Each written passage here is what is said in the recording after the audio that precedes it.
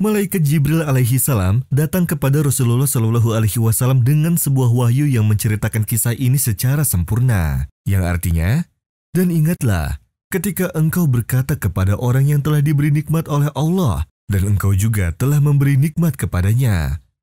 Pertahankanlah terus istrimu dan bertakwalah kepada Allah, sedang engkau menyembunyikan di dalam hatimu apa yang akan ditampakkan oleh Allah. Dan engkau takut kepada manusia, padahal Allah lebih berhak engkau takuti. Maka ketika Zawj telah mengakhiri keperluan terhadap istrinya, kami nikahkan engkau dengan dia, yaitu Zainab, agar tidak ada keberatan bagi orang mukmin untuk menikahi istri-istri anak-anak angkat mereka. Apabila anak-anak angkat itu telah menyelesaikan keperluannya terhadap istrinya, dan ketetapan Allah itu pasti terjadi. Para ahli tafsir hingga para orientalis berhenti sejenak dalam merenungi ayat yang ditujukan kepada Rasulullah Shallallahu alaihi wasallam, yang artinya, sedang engkau menyembunyikan di dalam hatimu apa yang akan ditampakkan oleh Allah, dan engkau takut kepada manusia, padahal Allah lebih berhak engkau takuti.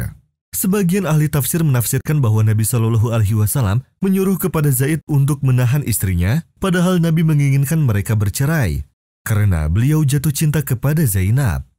Akan tetapi, ahli tafsir yang lain menolak penafsiran salah ini yang tidak mencirikan akan mulianya akhlak Nabi Shallallahu alaihi wasallam.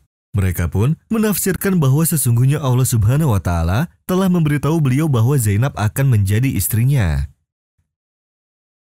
Saat Zaid berkonsultasi pada beliau menjawab dengan ayat yang artinya, pertahankanlah terus istrimu dan bertakwalah kepada Allah, karena beliau takut orang-orang akan berkata bahwa beliau menikahi istri anaknya sendiri dalam kutip dengan adopsi, sedangkan Allah Subhanahu wa Ta'ala menyuruh beliau untuk menikahinya dan memberi petunjuk bahwa beliau berhak untuk menikahi Zainab. Karena sebab ini, Rasulullah Shallallahu alaihi wasallam menyembunyikan perihal tersebut dalam dirinya, yakni perihal perintah Allah untuk menikahi Zainab binti Jahsy setelah diceraikan oleh Zaid bin Haritsah, dan bukan karena sebab yang lain. Jadi, pernikahan beliau dengan Zainab bukan karena hawa nafsu beliau atau karena beliau telah jatuh cinta kepadanya, sebagaimana pendapat orang-orang yang ingin menghancurkan beliau, yaitu bahwa beliau Shallallahu alaihi wasallam telah jatuh cinta kepada Zainab binti Jahsy karena beliau sudah mengenalnya sebelum beliau menikahkannya kepada Zaid.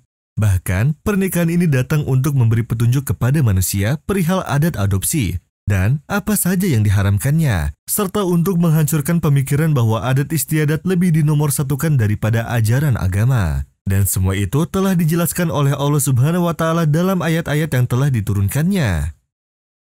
Sayyidah Zainab binti Jahsy masuk ke dalam rumah Nabi Shallallahu alaihi wasallam pada tahun 5 Hijriah. Diriwayatkan dari Sabit dari Anas radhiyallahu anhu yang berkata, aku tidak pernah melihat Rasulullah Shallallahu alaihi wasallam mewalimahkan istrinya seperti beliau mewalimahkan Zainab.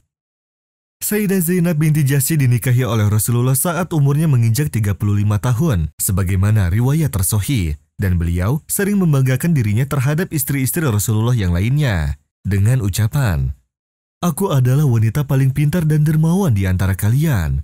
Kalian dinikahkan oleh keluarga kalian, sedangkan aku dinikahkan oleh Zat yang berada di atas langit ketujuh.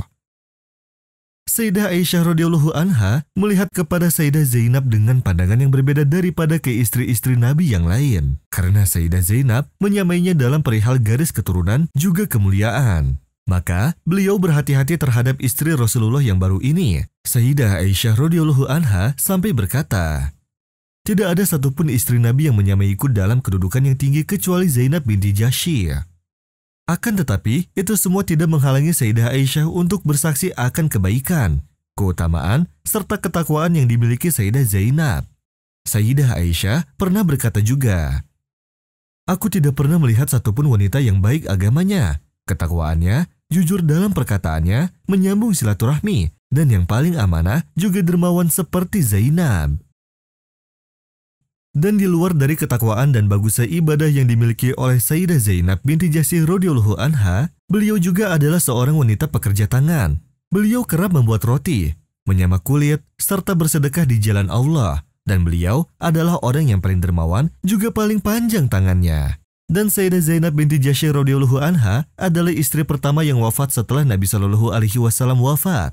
Beliau wafat pada tahun ke-20 Hijriah di zaman kekhalifahan Sayyidina Umar bin Khattab radhiyallahu anhu, yang mana beliau disolatkan di tengah-tengah warga Madinah yang sangat banyak. Kemudian beliau dimakamkan di makam Baqi di kota Madinah Al-Munawwarah.